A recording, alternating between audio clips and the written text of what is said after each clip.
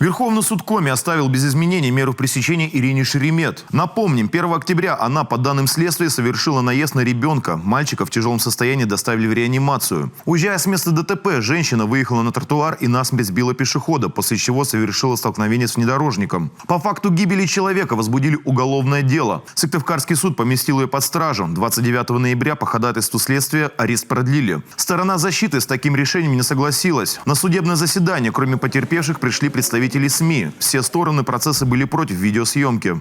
Освещение в прессе, она создает негатив даже здесь, вне в СИЗО, среди, в общем-то, находящихся рядом лиц. Освещение, оно идет не всегда объективно, на мой взгляд. Извините. Во время заседания адвокат просил изменить меру пресечения на домашний арест. Апеллировал тем, что его подзащитная полностью раскаивается в содеянном, готова оказывать помощь всем потерпевшим. Сама обвиняемая жаловалась на условия содержания в СИЗО. Призналась, что боится за свою жизнь, поскольку в ее адрес поступали угрозы расправы от сокамерниц. Тем не менее, суд поддержал гособвинителя и оставил Ирину Шеремет под стражей до 1 февраля 2022 года.